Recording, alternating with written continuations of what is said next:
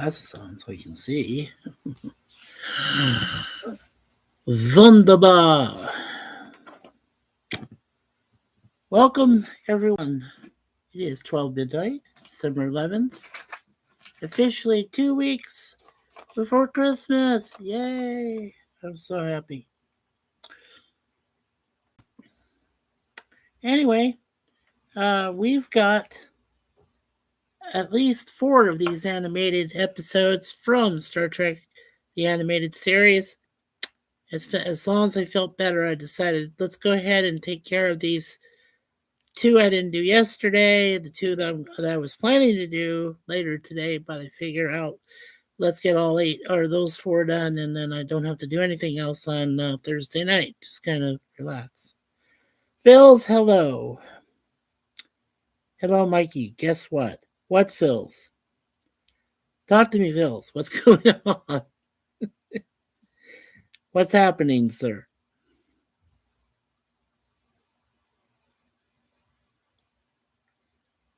Well, before you say anything, yes, I do know that a stream is going on with Sci-Fi.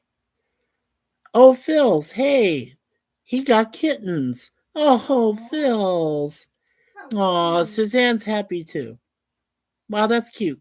How many kittens did you get from the litter? How many kittens did you get, buddy? That's so adorable. That's cute, man. Yeah, Moon Pie is actually one of 3 kittens we had. 5. Oh, wow. They were born yesterday.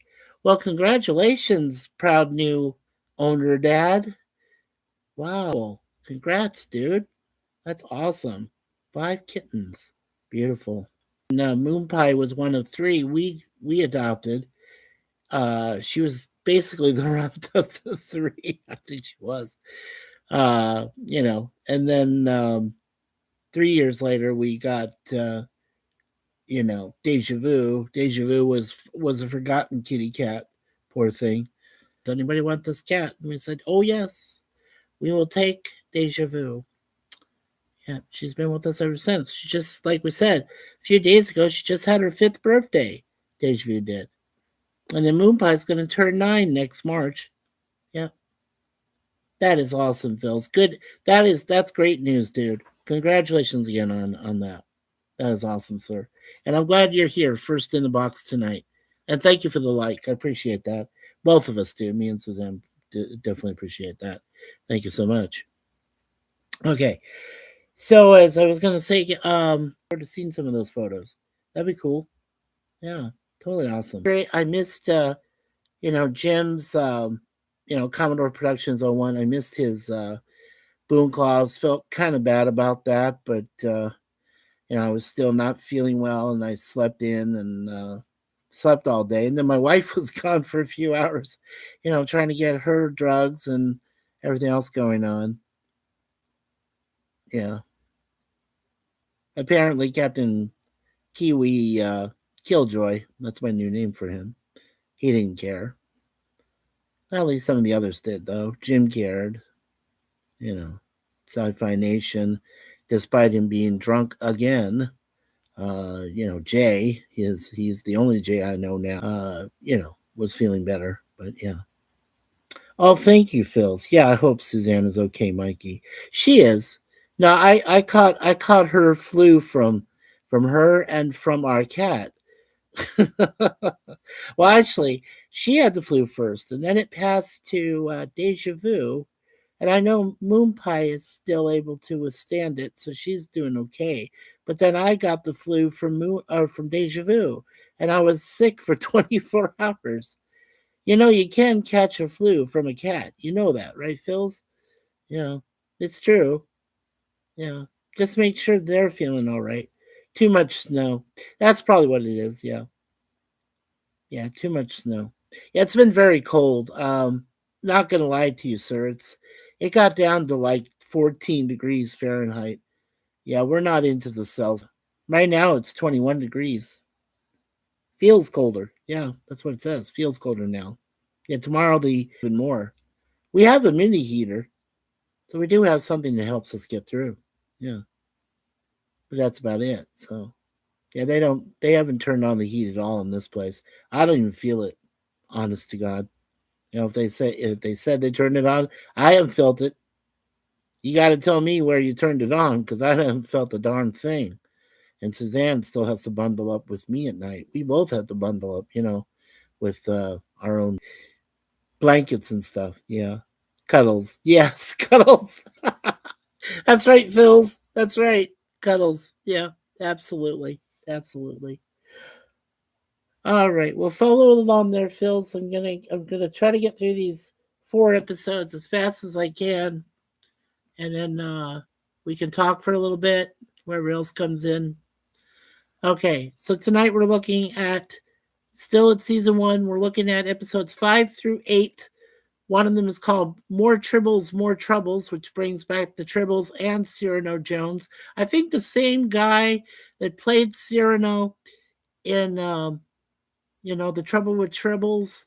And then when they did that crossover with DS9, came back. And he's voicing himself in this one. I think so. I'm not sure. I'll take a look.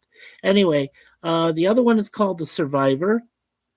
And then The Infinite Vulcan. And finally, The Magics of Megas 2, where they get to meet Satan. Yeah, that's fun. All right, so let's see. Saturday, October 6th, 1973 is when the first More Troubles came out. Over 1,100 people have seen it, and they gave it a 7.1 out of 10.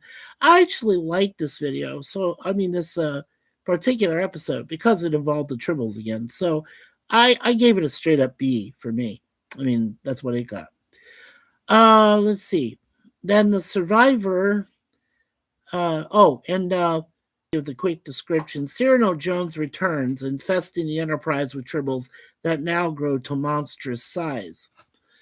Then in The Survivor, which premiered Saturday, October 13th, 1973, a famous humanitarian is found alive near the Romulan neutral zone after being missing for 5 years, but he may not be who he claims to be.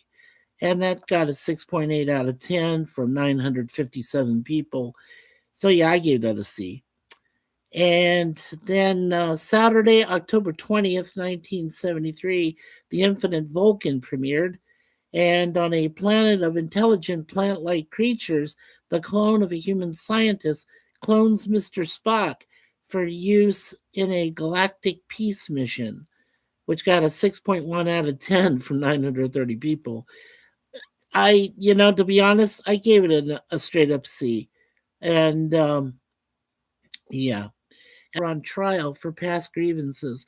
Now, I might have put the regular Enterprise crew on trial, and then when you enter at Farpoint to begin, Star Trek: The Next Generation, well, there was Q, right? And Q was holding the Federation and the rest of the galaxy on trial.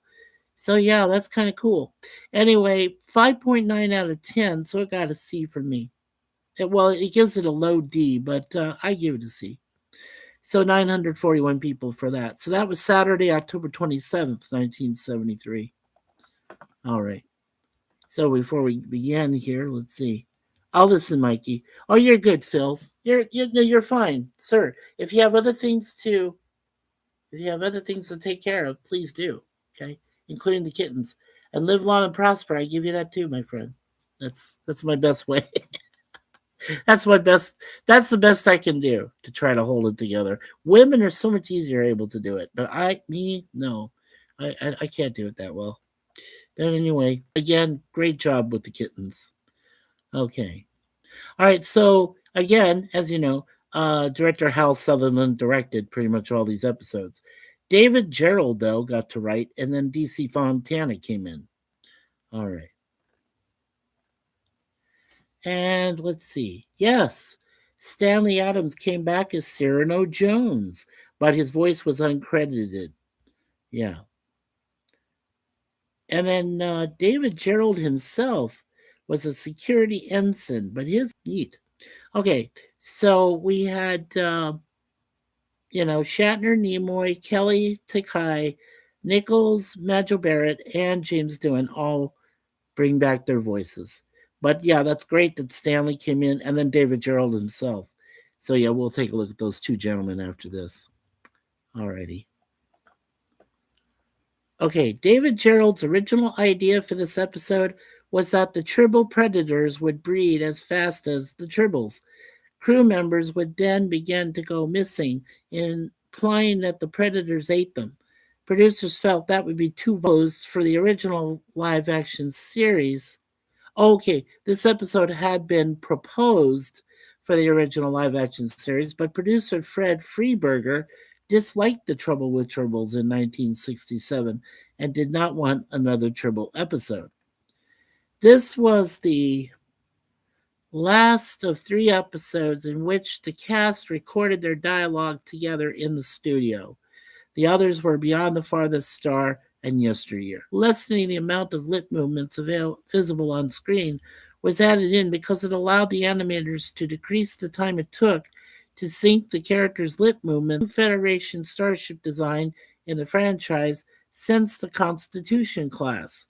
This design would serve as inspiration for the Antares type that later appeared in the remastered Star Trek in '66.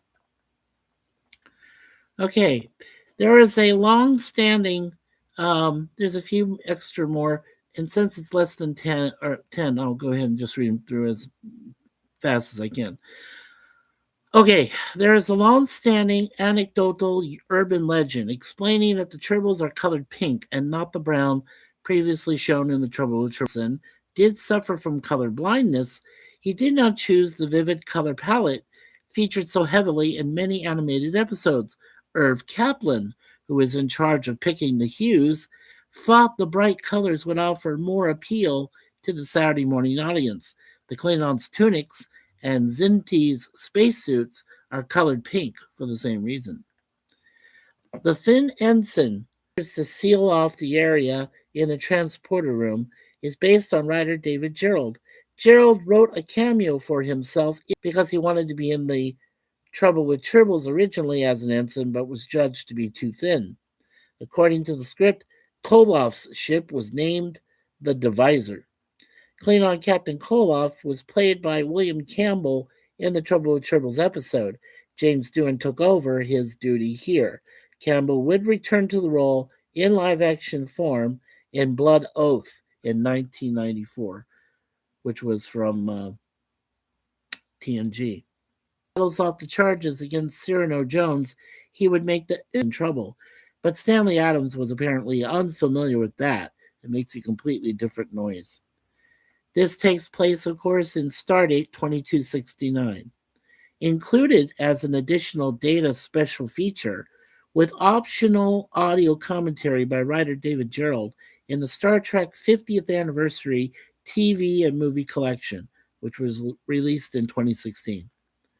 There is a 47 reference. Kirk says, "You're in violation of 3 Federation mandates and 47 local ones." Nice. Okay, as you know, we don't do the goofs. And let's see. There's no soundtrack because you already know about Ray Ellis. And filming and production, of course, was done there at Paramount Studios.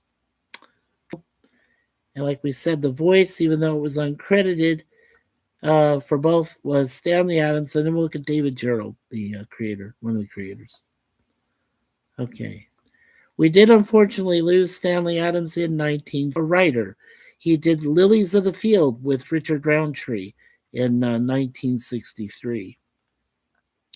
And he was born Abramovitz. Stanley was spent playing minor supporting roles.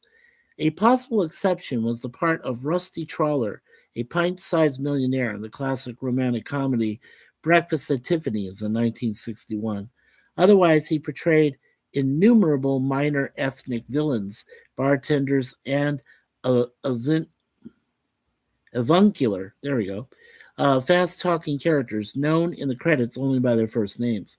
On television, conversely, he proved himself more of a scene stealer, particularly in the Tribble. In 2015, he did die April 27th, 20 days after he turned the ripe old age of 62. in 1977. And of course, he was Cyrano Jones in The Trouble with Tribbles in 1967. Before that, Lilies of the Field. He was Juan in that in 63. In 61, of course, he was Rusty Trawler in Breakfast at Tiffany's. And in 1967, he played Mac Lunsford in the movie Thunder Alley. And according to our information here at IMDb background, the last thing he did work in, and that was called Bad Shoot. That was season 1, episode 15 of Del Vecchio. So that was the mini bio of Stanley Adams. Rest in peace. Okay, now we'll look at David Gerrold. All right, David Gerrold was born on January 24th, 2004, Star Trek 1966, and Star Trek Deep Space Nine in 1993. So actually, the Blood Oath was on Deep Space Nine. I apologize. It was on that one, not the other one. Anyway, 81 years old. Very cool. So David Gerrold is still alive today.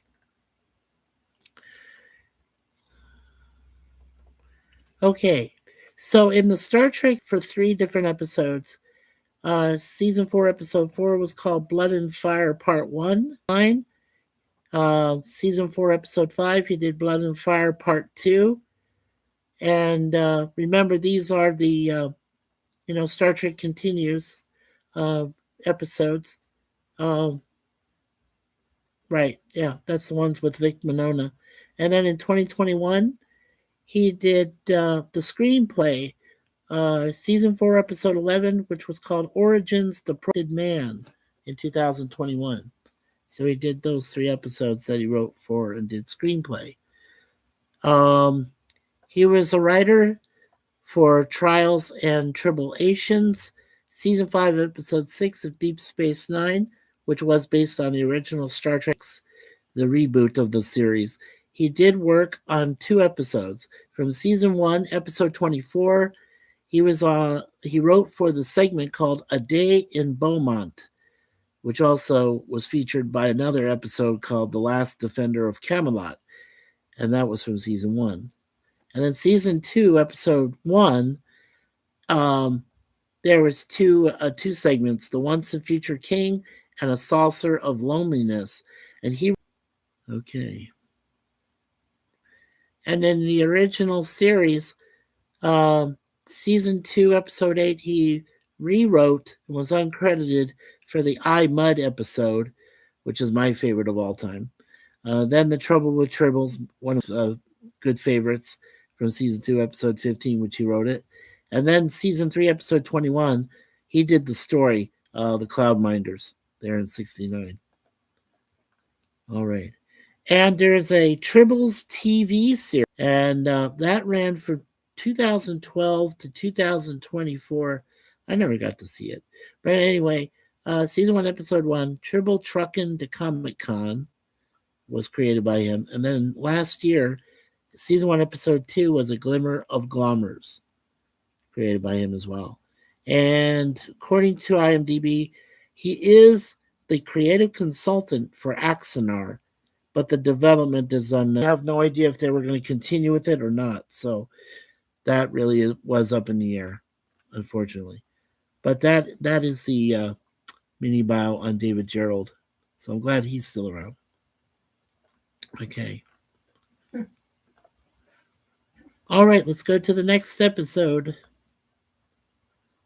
which is called The Survivor, and Hal Sutherland director, and James Schmierer was the writer, and DC Fontana also. And let's see. Ted Knight was the Vendorian voice, but he was uncredited. And we did talk about Ted Knight from Get Smart. So, yeah. So we won't be doing anybody on this one. But let's go ahead and look at the trivia. Let's see. Let's see if anybody else has come in. Oh, wow. Oh, my. Everybody's come in. Wow. I am so sorry. I have to tend to Mikey and the mother. Oh, that's great. Hello, Kevin's Theme Park Adventures. Hey, Mikey. And hey, Phil, so waves. Hello, Kevin. Phil says, hey, Kevin. And hey, Mike. Hello, Skogly Jotun. How are you, sir?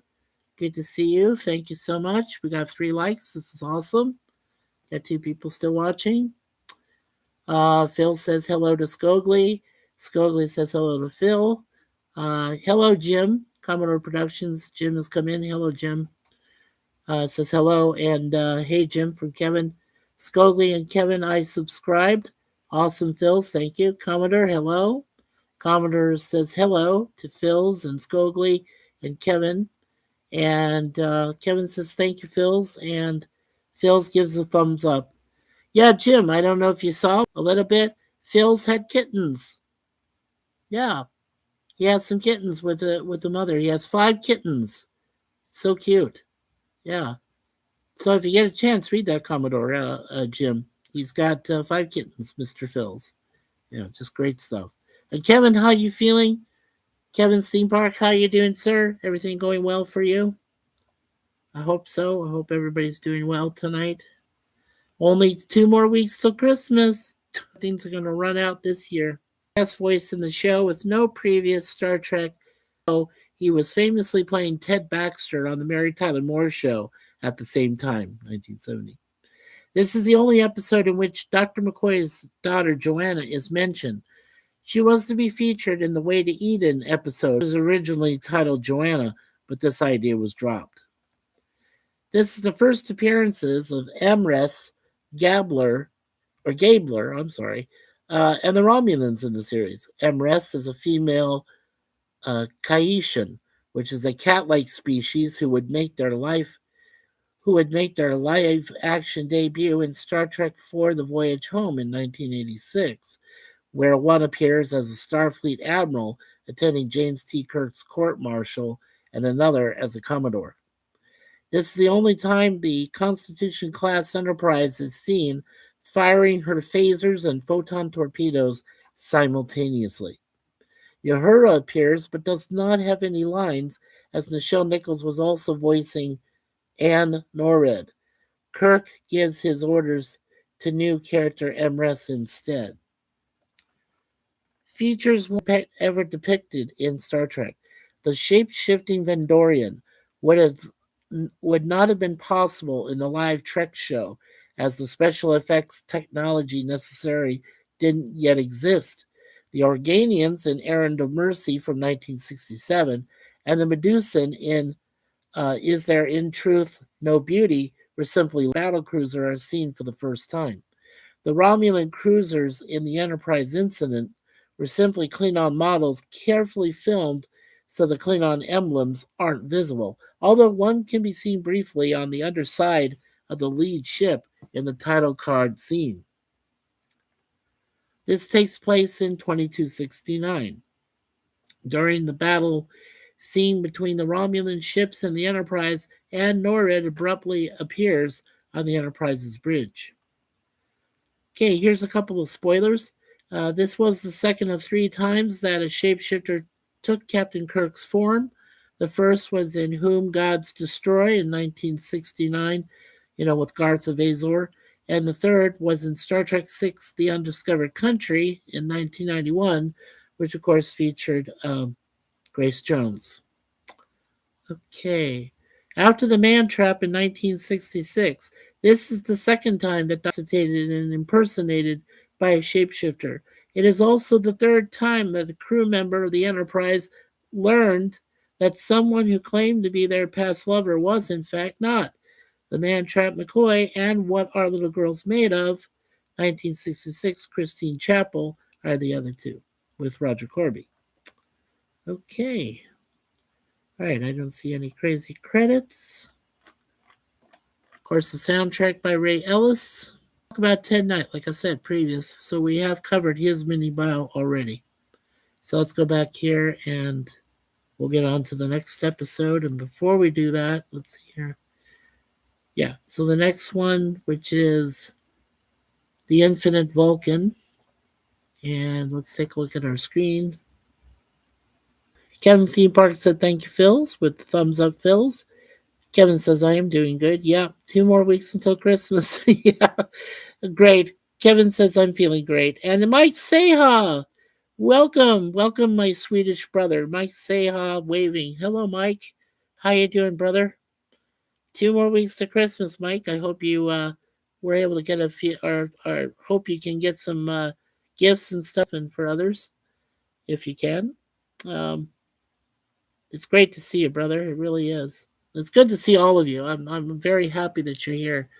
For everybody. Again, I wanted to apologize to Jim that because I wasn't feeling well, that's why I wasn't there for your show on Wednesday night. So, but I will try to be there for you for a couple hours on Friday.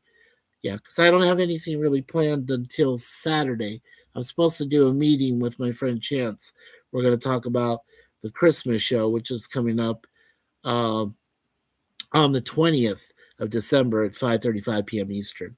Yeah, it's when we're doing a Christmas show. So yeah, should be fun. Yeah, it should be a good time. Yeah, exactly 2 weeks. Yeah, I know. I know it all too well. Believe me. Hope we can stay well before then.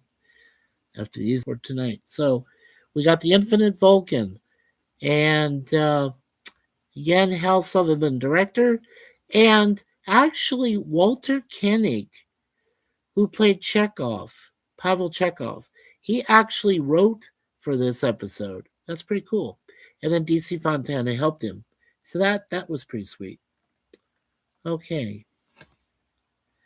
And of course, as you know, Shatner, Nimoy, Kelly, Takai, Nichols, Madra Barrett, and James Doohan all did their voices for this episode. All right. So now we'll take a look at the trivia. Good. Only 3 more. All right. So the idea of the Philosians was forced upon Walter Koenig by Gene Roddenberry, who wanted a race of talking plants in the animated series because it was not possible to do so on the original Star Trek series.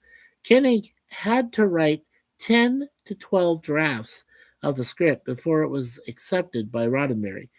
According to offered the chance to write additional scripts for the series. However, he turned it down because of Roddenberry's excessive and controlling demands for rewrites. As a result, this is the only episode involving him. This features the one and only time in all of the Star Trek series and films that Captain Kirk says anything close to "Beam me up, Scotty." It has long been thought of as one of those made up phrases connected to the franchise from the original Star Trek. Kirk and others always said something like "Scotty, beam up," or "Enterprise, beam us up," but he does say "beam us up, Scotty," here.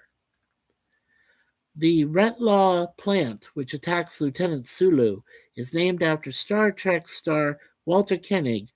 That's his first name spelled backwards, who scripted this episode. He also auditioned to lend his voice to the role of uh, Canis, oh wow, Canislius, there we go, but was turned down. Koenig openly regrets that Filmation couldn't, or according to himself, wouldn't hire him alongside his fellow veteran Star Trek actors due to budgetary concerns. To this day, he bluntly charges the studio heads with sacrificing too much artistic talent in the name of reduced cost. It's hard to believe what a bunch of tightwads Lou Scheimer and Norm Prescott were if you've never worked with them, and even hard to describe after you have. Spock, uh, 2 is the third largest being Spock ever mind melds with, unless you include the Lactrons from the Eye of the Beholder in 1974 are equal or bigger. The cosmic cloud from one of our planets is missing in 1973, and V'ger from Star Trek the Motion Picture in 1979 are the largest. This is the first occasion where Spock receives a mind touch from another Vulcan. At the 7 minutes and 15-second mark, Stavros Caniclius 5 is drawn 5 times taller than any member of the landing party. If Captain Kirk is 5 feet 9.5 inches tall, that would make Stavros approximately 29 feet tall. This notes that the Phalosians utilize over upon the long held myth that humans only use 10% of their brains when they regularly utilize nearly all of their brains. This is the first time that the United Federation. Alrighty.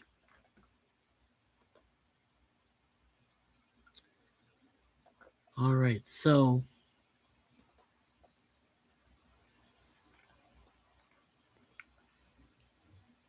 right. And Stavros Caniculus 5 is voiced by James Doohan. Agmar is also voiced by James Doohan, along with his Scotty voice. So we already looked at Norm Prescott. We also took a look at Ray Ellis. And we know about DC Fontana. So I'm going to take a look at Lou Scheimer here. All right. Lou Scheimer did pass away in 2013. Not only was he an actor, a producer, but he also was a composer of music. He did work on He-Man, and the Masters of the Universe. Okay, he was nominated for one Primetime Emmy. Lou Scheimer was an American animation producer, voice actor, and theme score composer from Pittsburgh, Pennsylvania. He was one of the co-founders of the animation studio Filmation, which ran from 1962 to 1989, and he was often credited as an executive producer in its television shows. As a voice actor, he is primarily remembered for voicing the benevolent King Randor and the inept magician Orko in the animated series He-Man and the Masters of the Universe. He also voiced several of the series' secondary characters. So he was born in Pittsburgh, October 19th, 1984. All right. And he produced He-Man and She-Ra, The Secret of the Sword from 1985. He was on the soundtrack. Let's see here. Yeah, okay. Posthumously in 2015, he worked on the soundtrack as Eric Elaine for Chappie, and before and then that was shot before he died.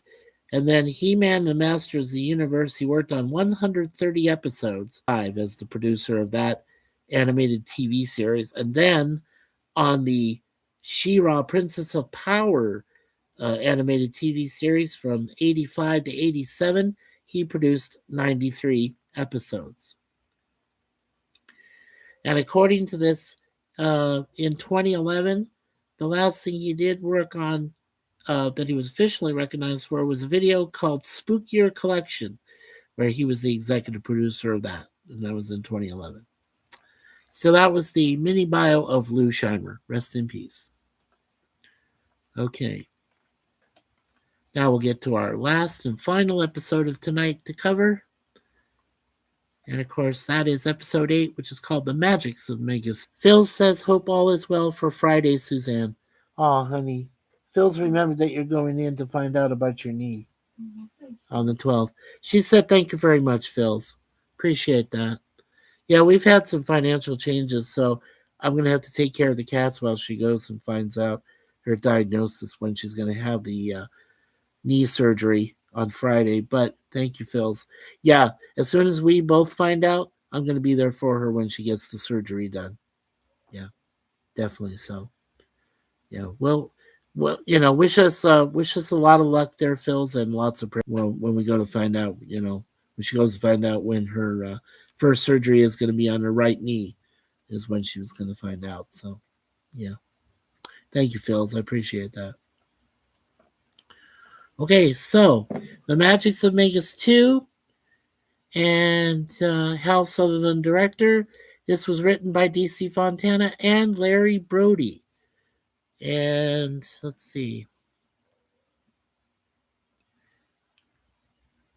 Okay, and there is one person we can look at, Ed Bishop, whose voice was uncredited for playing Asmodeus in this episode. So, cool. All right, so we'll get to look at Ed Bishop. And this was a very low rated episode. As I said, 5.9 out of 10 from 941 people, but I still give it a C. This animated series could be the precursor to Q later on. Or, more of Q. I mean, when we saw Squire of Gothas in the live action, Trelane, he's a Q. So this is like a second Q appearance uh, from a bunch of people, putting the Enterprise crew on trial. So there we go. This would be like a second appearance of a Q-like characters. Asmodeus is one of them, and then you would have you know, the encounter in Farpoint and so on. So yeah. All right, so let's take a look at the trivia for this. 2269. And Larry Brody had originally sent his script for the third season of the original series, Star Trek, but producer Fred Freeberger rejected it. 3 years later, he pitched the same idea to Gene Roddenberry for this series. Roddenberry loved the idea and Brody's script, but according to Brody, Roddenberry rewrote the entire script. Brody did not realize this until the episode aired.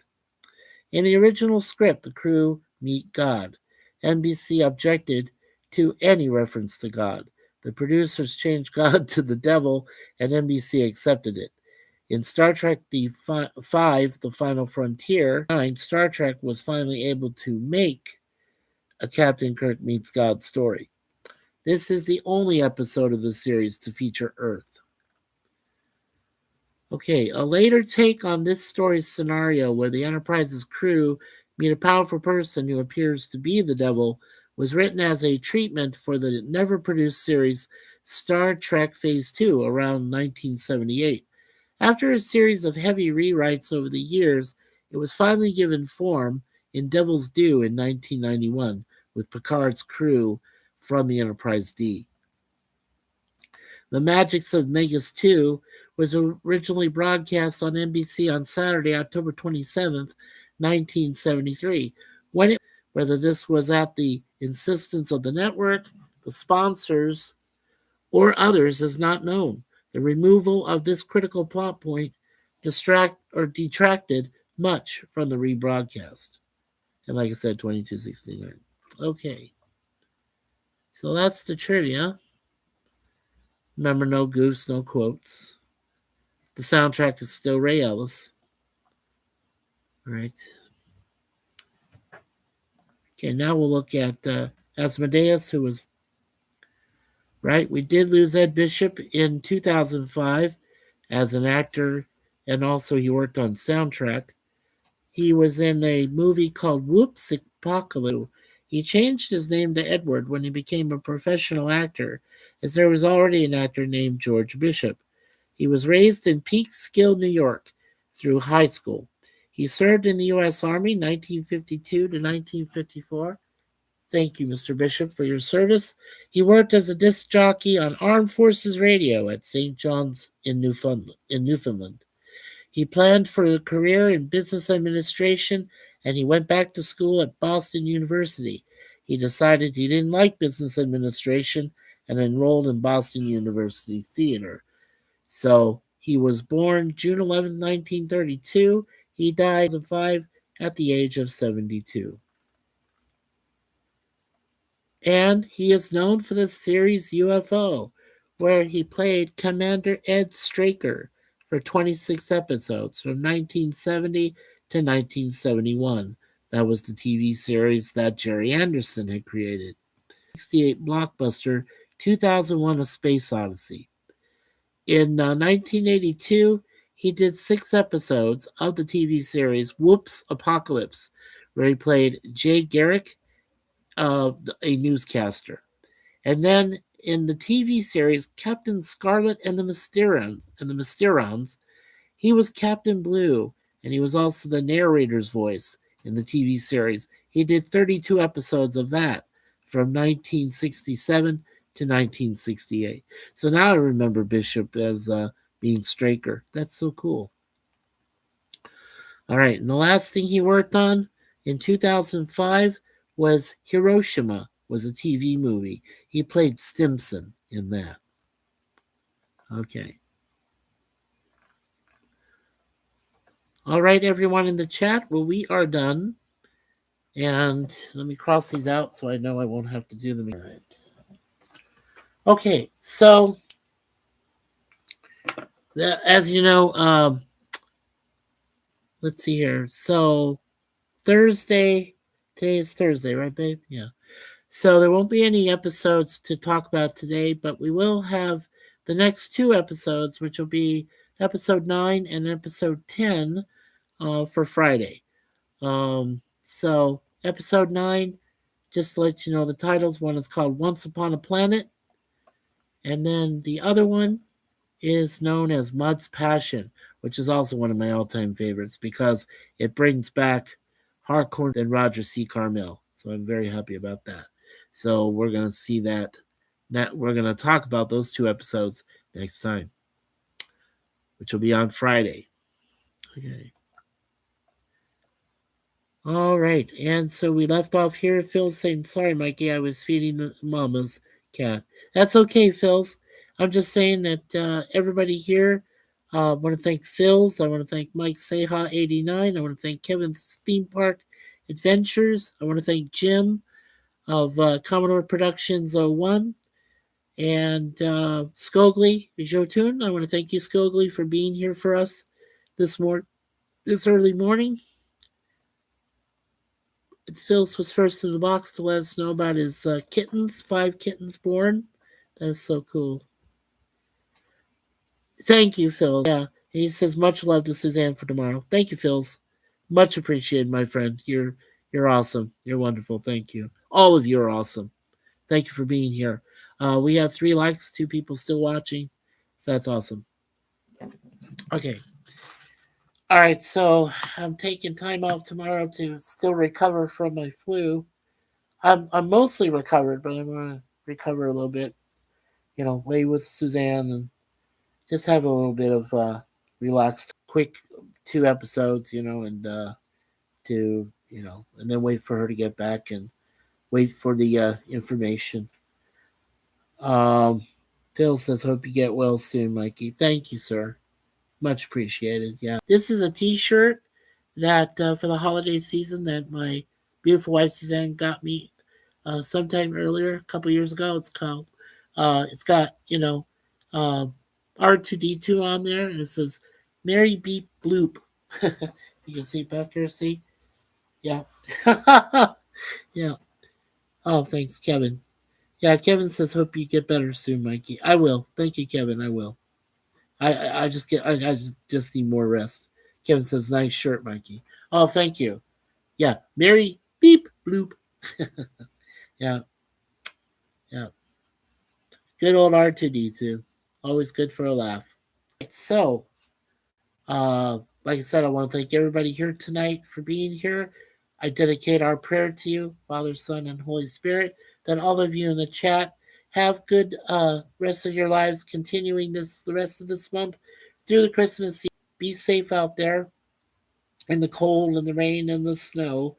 And hopefully you'll all have a great 2026 next year.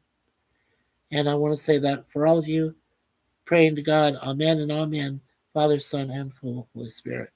There we go. Thank you, Kevin. Amen. And thank you for your prayers and Phil's. Amen. Thank you so much. And all of you do well. Alrighty, so as my beautiful wife once said, leave everything in God's hands. Great piece of advice. Also, to my wonderful friend Larry of Be Yourself Adventures, who will celebrate our 50th friendship anniversary next year. I want to say to Larry and to his whole family, he says, always be yourself. So be yourselves, guys, and enjoy yourselves this year. Enjoy the holiday season. As for brother member, you never know where you'll hear or see me next. So make sure you keep checking all of those different shows and things I do. I'll announce them. I always do. I announce what I do ahead of time so you folks can check it out for yourselves. And much love from me, Mikey. Thanks, Phils. You're awesome, dude. Yeah, you're cool. Thank you so much. I appreciate that. Really do. All right, and of course, last but not least, as I always say, and now the aisle's closed, which came from the wonderful Gene Siskel. Family Foundation who said I could use it for future streams. So I really appreciate that. So thank you, Gene. Rest in peace. And also Roger Ebert, of course, as well. Siskel and Ebert at the movies. That was always fun. But Gene was my favorite nerd. Had that in the back of his pocket or something. I don't know. He never wore it on the front or anything. So, yeah. From the Chicago Tribune. Yeah. Great guy. Okay. So let's just say, uh, you know, God bless the entire world we live in. We only have one. So make sure that all of you become the, if you can, become the future guardians and stewards of this world so you can allow your future generations that's out there. And of course, peace, as always, to all of you from Mikey and Sue's and our beautiful cats, Deja Vu and Moon Pie. And hope everybody does well. And we'll see you on Friday then with our next two episodes. There's no set time, but we'll do the next two episodes as we continue going through all 22 episodes of Star Trek the Animated Series. So God bless you all and your family, Mikey. Thank you, Phils. God bless you all in the chat there. Take care, everyone. We'll see you next time on ChattyBloggerMS. Bye, Mikey. Thanks, Kevin. Thank you, Jim. Thank you, Skokley. Thank you, everybody. Phils, Kevin, and Mike Seha. Thank you all. Guys, take care of yourselves. We'll see you next time.